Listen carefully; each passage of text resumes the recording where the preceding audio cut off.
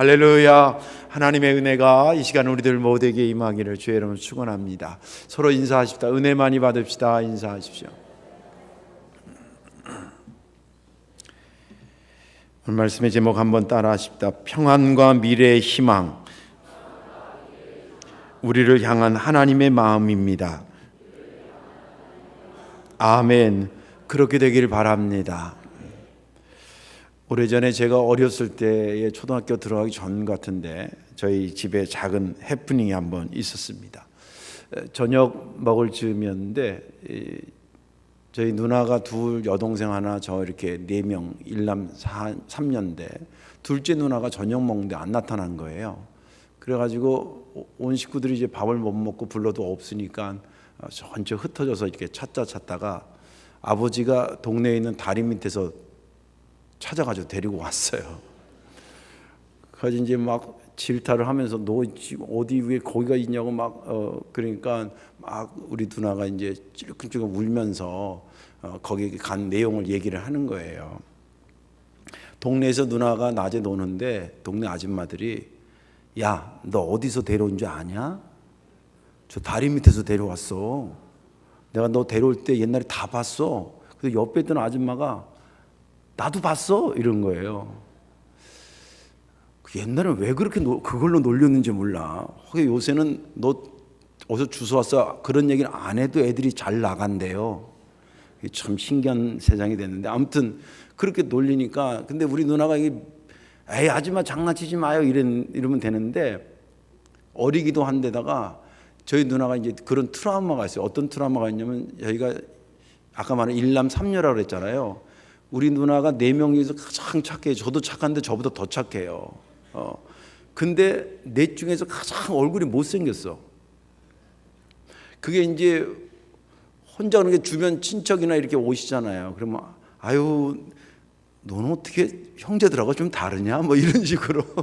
이제 어릴 때 이제 그리고 또 이제 엄마가 뭘 시키면 큰 누나는 좀 뺀질이에요. 그래서 잘 안 해.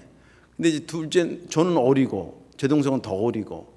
그러니까 이제 만만한 게 뭐 잔심 부르면 누가 다 하냐면 우리 둘째 누나가 하는 거예요. 그게 이제 자기가 형제들보다 못생겼다, 일을 맨날 엄마가 나만 시킨다 이런 게 이제 늘 트라우마가 있는데 그날 그 동네 아줌마가 불을 지른 거지.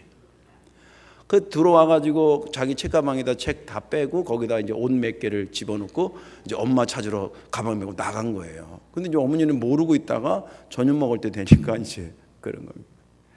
그러니까 이제 그리고 이제 찔찔대고 엄마 나도 나한테 맨날 일만 잘 시키고 내가 생각해도 우리 형제들보다 내가 못생기고 뭐 어쩌고 그러니까 엄마가 이제 끌어안고 야 네가 뭐 왜 다리 밑에서 주워와 너 낳을 때 엄마가 다 낳았고 야 아빠가 다 봤고 할머니도 다 봤어 내가 너 얼마나 예뻐 그런데 왜 그러냐고 이제 막 이제 부다듬어주면서 엄마의 속마음을 알고 그제서 이제 마음이 풀렸습니다. 그래서 지금까지 김포에서 잘 살고 있어요.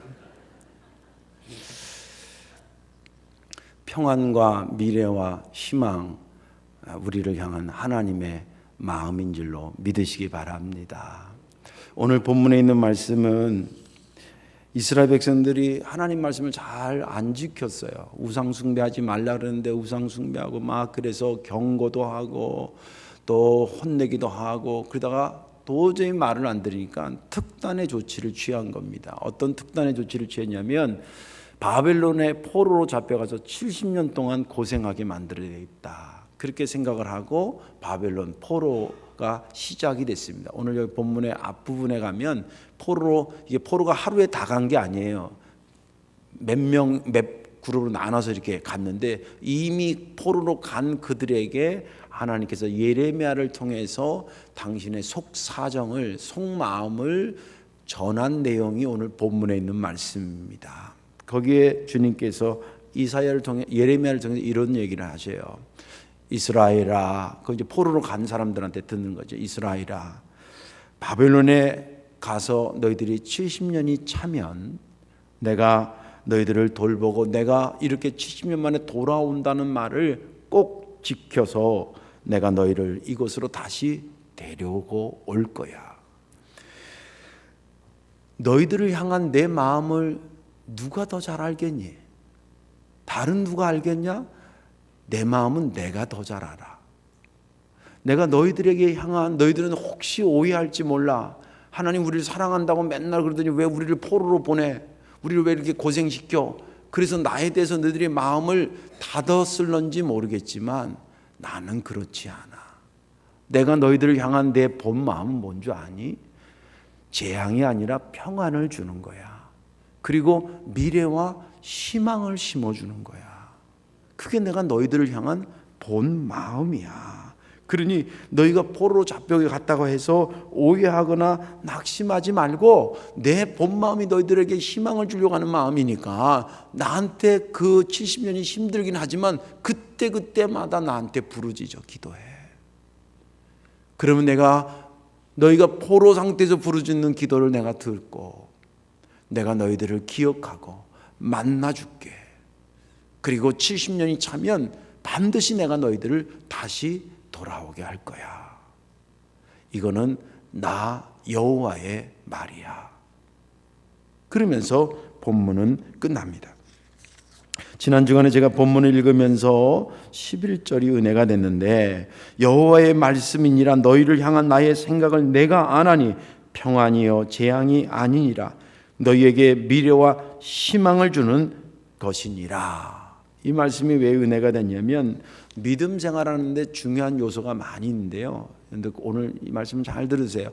믿음 생활하는데 내가 막 기도도 열심히 하고 뭐 성경도 많이 보고 예배도 많이 하고 헌금도 많이, 이거 다 중요한 요소인데 반드시 잊지 말아야 될 것이 뭐냐면 하나님이 나한테 어떤 마음을 가지고 있는가를 아는 것입니다. 이거 모르면 안 됩니다. 열심히 기도도 하고 예배도 드리고 헌금도 하고 봉사도 하지만 하나님이 기본적으로 나에게 어떤 마음을 갖고 계신가를 알고 하는 자와 그냥 종교성에 의해서 하는 거랑 완전히 다르고 내 신앙생활이 복되고 또 힘있게 일어서는 믿음이 되려면 하나님의 본심을 알고 믿는 저와 여러분들 되시기를 주의 이름으로 축원합니다. 그런 차원에서 이 11절 말씀이 하나님의 본심이라고 느껴지면서 제 마음의 은혜가 많이 됐습니다. 오늘 말씀에 은혜 받으시고 나를 향한 하나님의 마음을 확신하시고 담대하게 그리고도 행복한 여러분들의 믿음의 삶이 되시기를 주님의 이름으로 축원합니다. 하나님이 평안과 미래의 희망을 주시려고 하는 그 마음이 있다 그랬는데 과연 그러면 이 마음은 어떤 모습으로 우리에게 나타난 것일까? 그죠? 하나님 본 마음이 평안을 주고 또 미래와 희망을 주는 마음이라 그랬는데 과연 그 마음은 어떻게 이스라엘 백성들에게 나타나고 지금 오늘을 사는 우리들에게 나타났냐 이 말이에요. 그 첫째는 우리를 잘 돌보시는 손길을 통해서 나타나셨습니다. 우리를 잘 돌보시는 손길을 통해 우리에게 평안을 주시려고 그랬구나. 미래와 희망을 주시려고 그랬구나 라고 하는 것을 나타내 주셨다는 겁니다. 10절을 보면 여호와께서 이와 같이 말씀하시니라 바벨론에서 70년이 차면 내가 너희를 돌보고 나의 선한 말을 너희에게 성취하여 너희를 이곳으로 돌아오게 하리라. 이 10절을 보면 한 사람한테 얘기하는 건 이스라엘 백성 전체가 포로로 잡혀갈 거니까 그 이스라엘 백성 전체에게 말하는 건데 무슨 말을 하냐면 내가 70년 차면 너희들을 다시 데리고 오겠다는 거예요. 이건 뻥 내지는 큰 능력 둘 중에 하나입니다. 제가 선교하는 그 강의하러 가는 데가 아시다시피 러시아와 우즈벡, 뭐 카자흐스탄 뭐 이런 데 가잖아요. 블라디보스톡도 가고. 그러면 제가 가는 데마다 러시아 아주 중부나 그 북쪽으로 가는 데 외에는 우즈벡이라든지 뭐 이런 블라디보스톡이라든지 이런 데 가면 카자흐스탄 그런 데 가면 반드시 고려인들이 있어요. 지금 우리 통역하고 있는 목사님도 김바르렌 목사도 고려인 3세입니다. 지금 뭐 4세까지 넘어가고 있어요. 그 사람들은 실제 그 할아버지 호적이 한국에 있는 사람도 있어요. 제가 다큐멘터리도 봤어요. 그리고 더 재미있는 게 한국말을 하는데 경상도 풍의 말을 해요. 본가가 경상도 쪽에 있는 분이에요.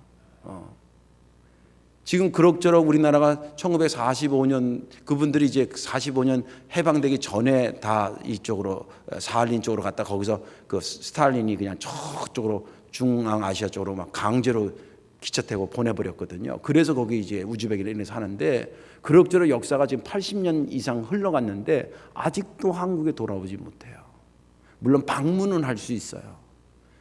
근데 70년 지났는데 다시 한 사람도 아니고 한 민족이 다시 포로로 갔다가 거기서 다시 원나라로 돌아온다? 상상할 수 없는 일이에요. 능력으로 치면 이런 어마어마한 능력이 동원돼야 되고, 정치로 말하자면 어마어마한 정치가 동원돼야 되고, 외교로 말하자면 어마어마한 외교가 동원돼야지만 그래도 가능할까 말까 하는 일이에요. 이게 우리가 지금 접하고 있는 거예요. 예. 우리 민족이 전 세계에 흩어졌는데 그 사람들이 몇십 년이 돼도 그렇게 한국 오고 싶은데 못 오는, 국적 취득이 잘 안 돼요. 그것도 하더라도 간헐적이거나 개인적이지 전체 다 회복 안 돼요. 여러 가지 역학관계가 있어 그런 거예요. 근데 하나님이 지금 포로로 잡혀간 이스라엘 백성들이 아직 70년도 되지 않았는데 예언식으로 예레미야를 통해서 말하기를 내가 70년이 되면 너희들 다시 데리고 오겠다는 거예요. 이것은 능력도 능력이지만 하나님이 기본적으로 이스라엘 백성들에 대해서 어떤 마음을 갖고 있느냐에 따라서 되기도 하고 안 되기도 하고 그런 거예요. 우리 법도 그렇잖아요. 법을 지켜야 되지만 법도 그 경계선에 용신할 수 있는 폭들이 있거든요. 그 폭들은 어떻게 움직이냐면 그것을 결정하는 결정하는 사람 마음이 이걸 좋게 생각하면 그 유두리를 부릴 수 있고, 아주 나쁘게 생각하면 그 유두리도 그냥 칼로 자르듯이 딱 잘라버리면 끝나는 거예요. 그래도 불법이 아니에요. 이해가 되시죠? 이스라엘 백성들이 70년 포로로 잡혀가다 다시 돌아오는 거, 이거 하나님이 능력도 능력이지만 하나님이 그러실 이스라엘을 잘 돌보시는 그런 마음이 기본적으로 없으면 도저히 불가능한 것이라는 거예요. 저와 여러분들 하나님 은혜로 복되지만 하나님이 기본적으로 저와 여러분들에게 평안과 미래와 희망을 주실 마음이 있어서 보호하시는 거예요. 제가 이것을 이렇게 해석하는 이유는 성경의 곳곳에 그런 내용들이 담겨져 있기 때문에 그래요. 여러분 창조 하나만 보더라도 하나님이 얼마나 우리를 돌보시려고 하는 입장에서 창조를 진행하셨는가를 크게 두 가지로 볼 수 있어요. 창조 순서를 보면 알아요. 빛이 있어라 그러면서 쭉 하다가 인간을 맨 처음 만들어요? 맨 마지막에 만들어요? 맨 마지막에, 왜 맨 마지막에 만든지 아세요? 인간이 살 수 있는 모든 조건을 완벽하게 만들고 나서 인간을 만들어 주셨어요.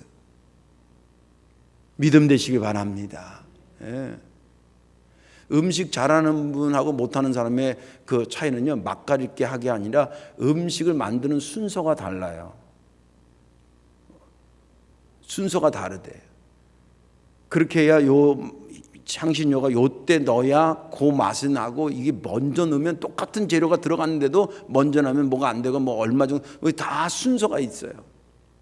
오직 목적은 잘 만들어서 맛있게 만들어서 먹는 사람을 기쁘게 해야 됐다는 마음이 있는 요리사가 만드는 거하고 그냥 돈벌이를 하는 거하고 다르다. 마찬가지로 창조의 순서를 보면 하나님께서 얼마나 인간을 돌보시려고 애를 쓰면서 만들었는지를 볼 수 있다는 거예요. 그래서 여러분들 에덴 동산에 처음 사람이었던 아담과 하와가 만들어진 것을, 그 만들어진 에덴 동산에 있으면서 막 불안해하거나 불평하거나, 원죄 짓기 전에 그런 일이 없었어요. 이래도 좋고 저래도 좋고 너무 기쁘고 즐겁고, 거기에 또 자기 부인까지 만들어 주니까 막 내 살 중에 살이요 내 뼈 중에 뼈요 막 노래 부르고 막 이랬어요. 이 모든 것은 하나님께서 갖춰줘서, 모든 것을 갖춰준 다음에 그리고 인간을 만들었다는 그 순서에서 남겨진 의미가 뭐냐면 하나님의 인간에 대해 그렇게 돌보신다는 거예요. 또 한 가지는 인간을 만드실 때의 그 컨셉이 뭐냐면 생각대로 만들었다 그랬어요? 형상 따라 만들었다 그랬어요? 형상 따라 만들었다. 생각 따라 만드는 것은 만들어진 창조물이 뭐가 되냐면 작품이 돼요. 생각 따라 만들면. 그러나 형상 따라 만들면 작품이 아니라 자식이 돼요. 그래서 우리가 하나님의 자녀인 줄로 믿으시기 바랍니다. 여러분들 작품을 돌보는 손길이 더 극진하겠어요? 자기 자녀를 돌보는 손길이 더 극진하겠어요? 한번 생각해 보세요. 하나님 우리를 작품으로 만들지 아니하시고 우리를 자녀로 만드셨다는 거예요. 형상을 따라. 애들 보면 참 신기하잖아요. 그 엄마 아빠를 닮아 둘 중에 하나라도, 그죠? 우리 람 목사님 애기도 보니까 많이 닮았더라고. 애기 나서 이렇게 눕혀가지고 사모님하고 찍은 걸 딱 보았어. 내가 거기 댓글에 몰아다니면 아유 왜 남 목사님을 옆에다 눕혀놨어요? 그랬어요. 그 닮으라고 누가 시킨 것도 아닌데 닮아. 이게 형상을 따라 닮으면 자식이고 생각을 따라 만들면 작품인 거예요. 그러나 하나님은 우리를 형상을 따라 만들었으니 얼마나 그 돌봄이 극진하겠냐는. 그때뿐만이 아니에요. 구원의 관계, 예수 그리스도를 통해서 구원의 역사를 이루실 때도 가만히 생각해 보세요. 하나님은 인간을 만드시고 복 주고 아까 말한 것처럼 평안과 미래와 희망 주는 것이 창조 때부터 인간을 향한 마음이었어요. 평안하고 미래와 희망을 가지고 살아요. 근데 인간들이 이렇게 짓고 저렇게 짓고 원죄로 짓고 자범죄로 짓고 이러면서 죄가 축적되면서 우리 그것을 바라보는 하나님의 마음이 얼마나 찢어지게 아팠겠나 생각해 보세요. 보세요. 죄 지면 평안해집니까? 불안해집니까? 평안의 반대말이 뭐예요? 불안한 거 아니에요. 죄를 짓지 않을 때는 하나님이 원래 주고자 하는 그 본 마음처럼 평안했는데 죄를 범하고 나니까 불안해지는 거예요. 죄가 없을 때는 미래와 희망이 생기는데 죄를 짓게 되면 희망과 모든 것이 절망으로 바뀌게 돼요. 하나님이 희망을 주고 그리고 평안함을 주기를 원해서 인간을 만드셨는데 인간이 죄를 지면서부터 그 평안은 어느 순간에 불안으로 바뀌고 그 희망은 어느 순간에 절망으로 바뀌는 걸 보면서 하나님 너무 마음이 괴로웠던 거예요. 이거 안 되겠다. 그래서 독생자 예수 그리스도를 이 땅에 보낼 계획을 가지시고 이 땅에 주님을 보내신 겁니다. 그분이 와서 우리의 죄를 다 탕감하셨어요. 이유가 뭐냐? 왜 이렇게 돌보시느냐? 우리에게 잃어버렸던 평안을 다시 회복하고 잃어버렸던 미래와 희망을 다시 회복하기 위해서 예수님이 이 땅에 보내신 줄로 믿으시기 바랍니다. 예수 믿은 사람들 여러 명을 제가 간증하고 물어보며 예수 믿어서 뭐가 좋아요? 그러면 목사님 마음이 편해요. 그게 우연히 나오는 게 아니에요.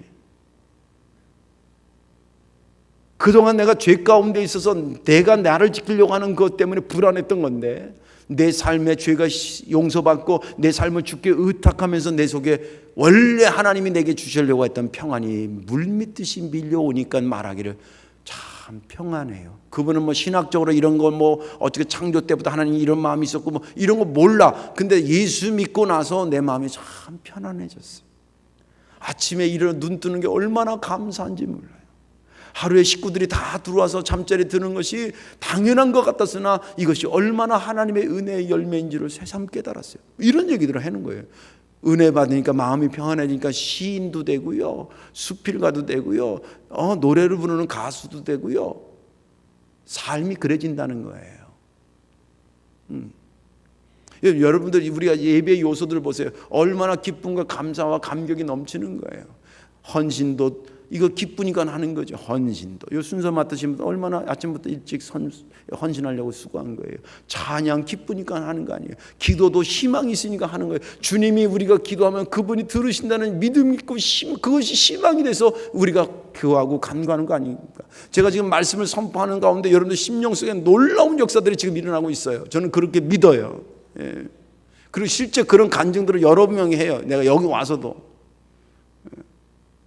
그 말씀이 저 목사님 제가 정말 내가 기도하던 제목을 응답받은 것 같았다는 얘기도 듣고 제가 설교를 잘한다는 의미가 아니라 제가 선포하는 것은 주님께서 우리에게 말씀을 통해서 미래와 희망을 준다는 믿음을 가지고 선포했고 그 미래와 희망이 말씀을 듣는 순간에 여러분들 심령 속에 역사했다는 거예요.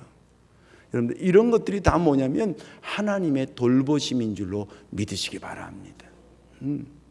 하나님께서 기본적으로 우리에게 그렇게 돌보시고 할 때 여러분들 아멘 하셔야 됩니다.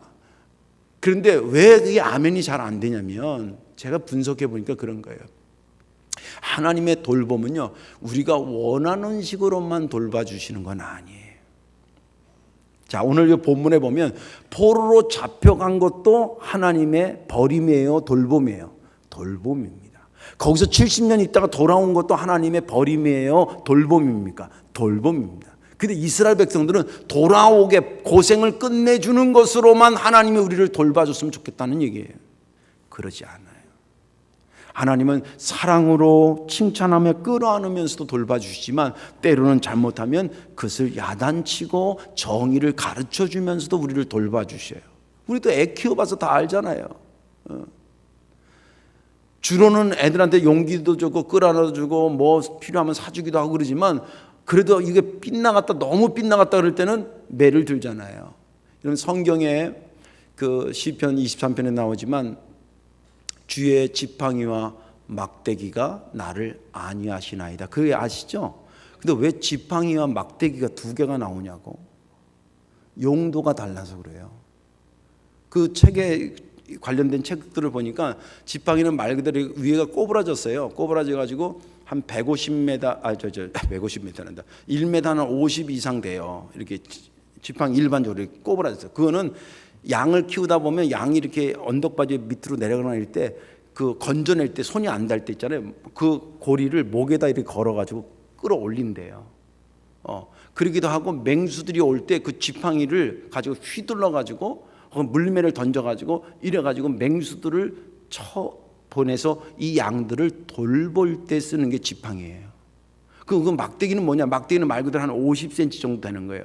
요거는 양들이라고 늘 말을 잘 듣겠어? 우리 교인 같으면 막대기가 필요 없지만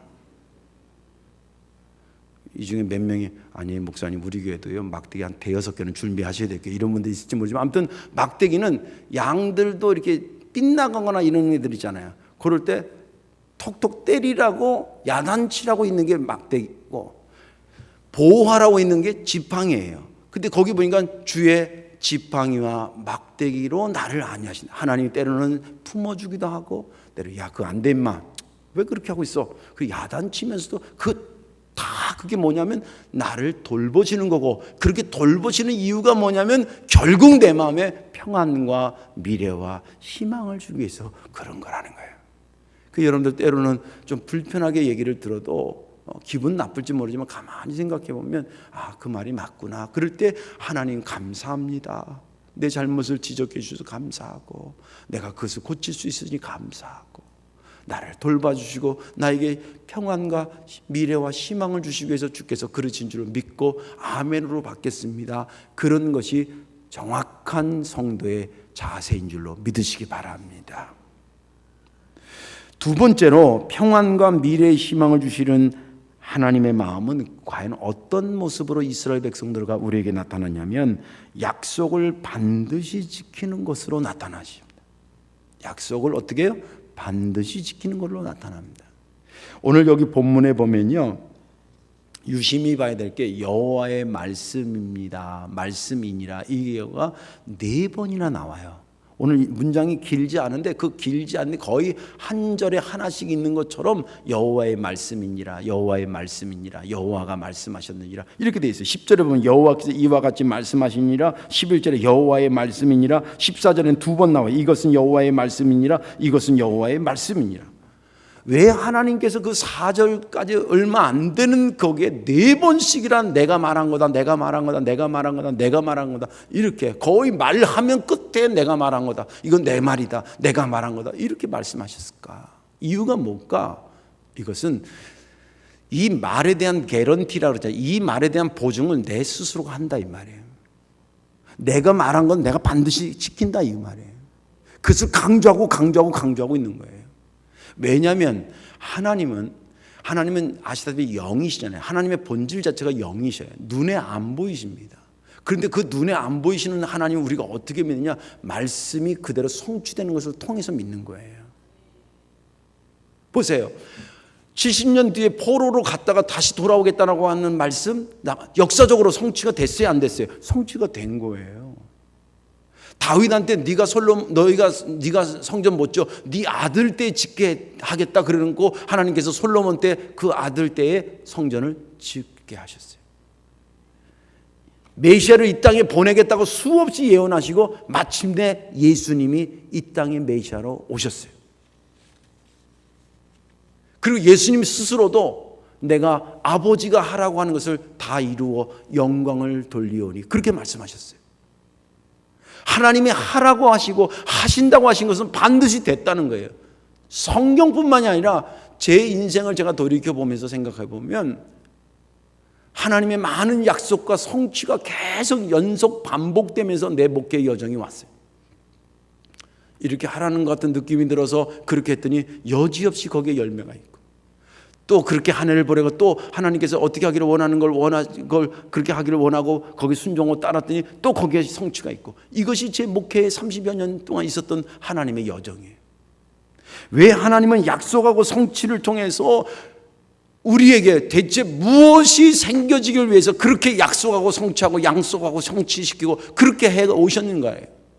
또 우리들 스스로도 내 삶에 하나님의 역사가 말씀이 임하고 그 말씀이 성취되고 말씀이 임하고 성취되는 이런 과정을 통해서 우리 속에 생겨진 것이 뭡니까? 하나님에 대한 절대 신뢰와 믿음이 생겨지는 거예요. 우리가 나이가 들어도 왜 어머니 품이 그리운 겁니까? 왜 그 품으로 돌아가고 싶은 것입니까? 세상 사람들은 자기 이득에 따라서 나를 안아주기도 하고 나를 배척하고도 그러지만, 나를 낳은 어머니, 나를 키운 어머니만은 내가 어떤 형편에 어떤 사정에 어떤 놈이 되었더라도 내가 가면 나를 기다리고 나를 끌어안을 거라는 그러한 신뢰감이 있기 때문에 어머니 품이 그립고, 그 어머니 품에 실제 안기면 그것처럼 편한 게 없는 거예요. 그런데 애기들 우리 애들도 그런데 나가지고 막 기어다니고 이럴 때 어디 구석에 자꾸 들어가려고 하는 거 버텼죠. 심지어는 우리 큰 놈인가 둘째 놈은 싱크대를 열고, 애가 없어졌어. 보니까 싱크대를 열고 그 반찬 넣는데 거기 들어가가지고 이러고 옷장 안에 들어가. 왜 그런 줄 아세요? 엄마의 자궁 안에 있었던 그 편안함을 계속 따르고 싶은 마음이 있다는 거예요.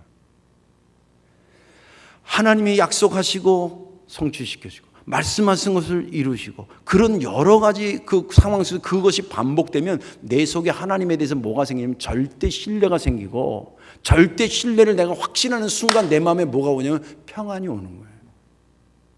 아까도 얘기한 것처럼 예수 믿으면 왜 평안해지는 겁니까?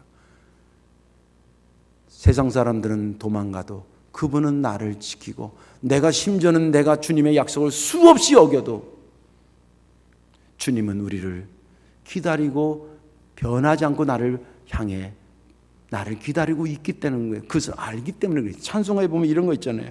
우리는 주님을 늘 배반하나 내 주 예수여 전히 날 부르사 그 참되신 사랑을 베푸시나니 내 형제여 주님을 곧 따르라.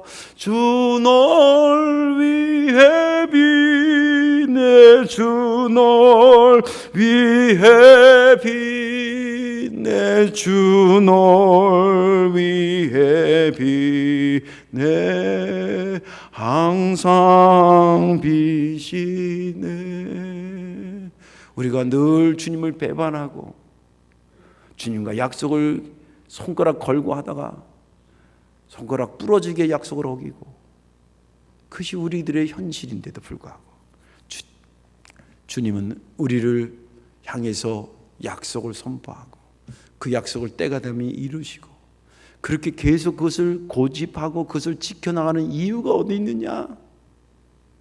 우리에게 평안과 미래와 희망을 주기 위해서라는 거예요. 나가서 하나님 말씀을 어기고 내 마음대로 살다가 거기서 눈물을 흘리고 지금 돌아가면 하나님 받아줄까? 탕자가 그런 거 아닙니까? 그럼에도 불구하고 다시 돌아올 때 그 자리에 그분이 계시는 거예요. 왜? 내가 나는 너를 돌보기로, 내가 너에게 약속을 지키기로 선언한 자니까 내가 그것을 어떻게 어기겠냐. 네가 나를 배신해서 안 오는 거는 안 오는 거더라도 나는 너를 포기할 수 없어. 그래서 그 자리를 지키고 계셨던 거고, 그것을 돌아와서 우리가 발견하고 거기에 무릎을 꿇는 것입니다. 하나님이 우리에게 평안과 미래와 희망을 주기 위해서 그 약속을 반드시 지킨다고 하는 것을 우리가 믿는다면 우리의 삶의 자세도 뭔가 좀 달라져야 될 거라 생각이 듭니다.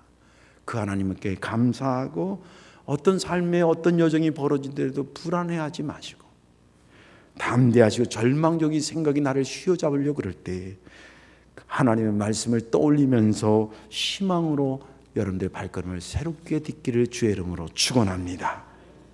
이제 말씀을 정리합니다.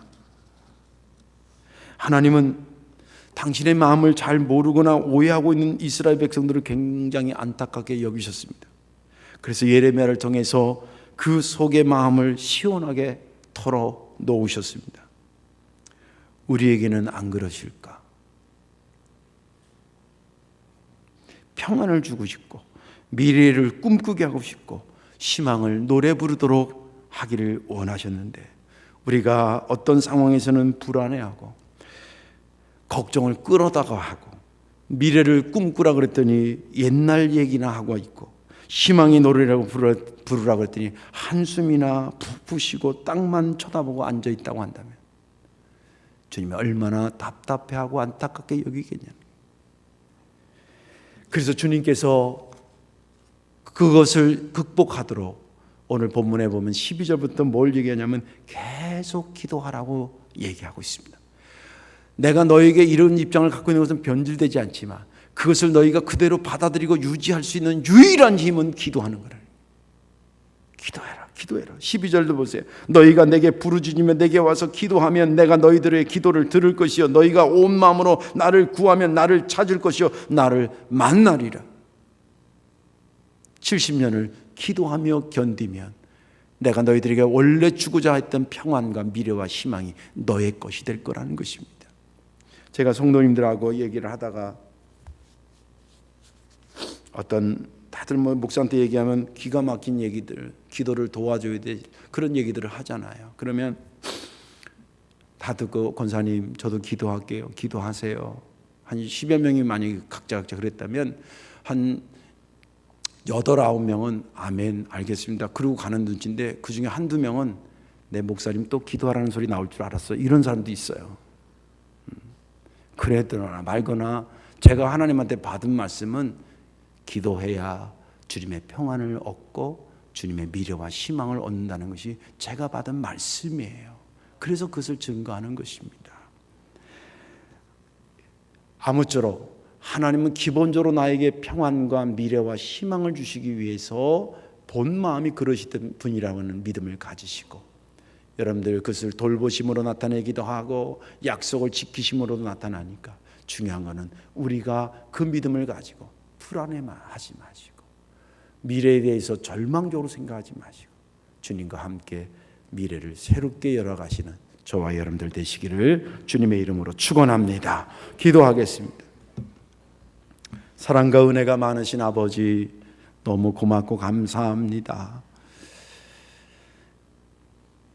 연약하고 부족하기 그지없는 저희들, 그래서 늘 넘어져서 평안을 불안으로 바꾸고 희망을 절망으로 바꾸며 사는 저희들에게 오늘 귀한 말씀 주셔서 하나님이 기본적으로 우리에게 평안과 미래와 희망을 주시기를 원하시는 분임을 알게 하시니 무한 감사를 드립니다. 이제 주님 본 마음을 가슴에 담고 평안하고 희망차게 하루하루를 살아가는 우리가 될 수 있도록 성령이여 인도해 주옵소서. 감사드리며 예수님의 이름으로 축복하며 기도하옵나이다. 아멘.